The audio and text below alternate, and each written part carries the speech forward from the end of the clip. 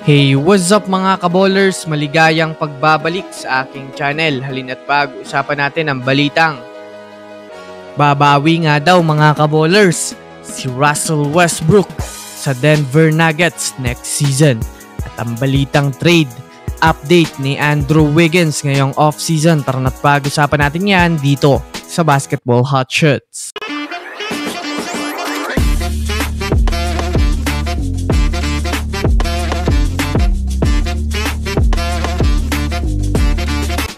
Una nga muna tayong dumako mga kaballers sa balita patungkol sa babawi na nga daw mga kaballers si Russell Westbrook next season.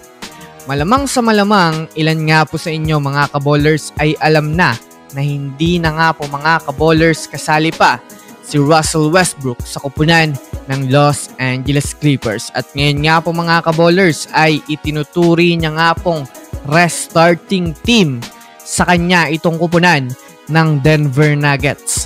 Ayon nga po mga kaballers sa kanyang naging pahayag, excited na nga daw siya mga kaballers na makapag-restart sa kupunan ng Denver Nuggets. Kailangan niya nga daw mga kaballers na mas disiplinahin ang kanyang sarili sa mga practice at trainings at magtiwala na rin mga kaballers sa kanyang mga kakampi upang makagawa daw sila ng magandang chemistry next season.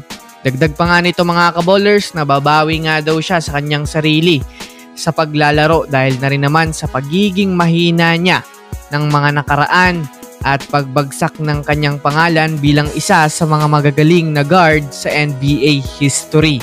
Kung susumadayan natin mga kaballers, balak nga ni Russell Westbrook na ibalik ang kanyang sarili sa prime upang makatulong siya sa Denver Nuggets na makuha muli ang kampyonato.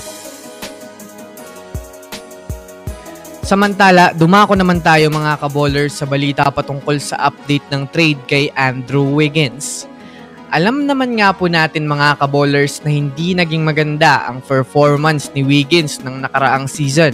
Yes mga kaballers, napakalamya at tila isang hindi magandang karanasan ito sa kanya at pati na rin sa team ng Warriors. Sa katunayan, marami nga pong mga trade rumors ang bumabalot sa Warriors na si Andrew Wiggins nga daw ang pinakakandidato sa trade upang mas makakuha ang Warriors ng mas dekalidad na player na maaaring mag-step at makatulong sa kanilang ibalik sila sa pagiging number 1. Ngunit sa naging interview nga po mga kaballers kay Coach Steve Kerr, inamin nga nito mga kaballers na malaki pa rin ang kanyang tiwala kay Wiggins na kaya niyang makabalik sa dati niyang laruan, lalo pat isang pagkabigo mga kaballers sa kanya na hindi sila nakapasok sa playoffs. Bukod pa dyan, kondisyon na rin naman nga daw mga kaballers sa ngayon si Andrew Wiggins at nang nakausap niya nga daw ito mga kaballers ay talagang mayroon siyang dedikasyon na makabawi sa Warriors. Kaya naman isa nga itong pahiwatig mga kaballers na tapusin na ng front office ng Warriors ang trade talks kay Andrew Wiggins ngayong off-season. So yun lamang mga kaballers, yan lang naman ang pag-uusapan natin ngayon. Pinutin na ang subscribe and hit nyo na rin ang notification bell para sa mga susunod na updates sa mundo ng basketball. Again, this is Basketball Hot Shots. Thanks for watching.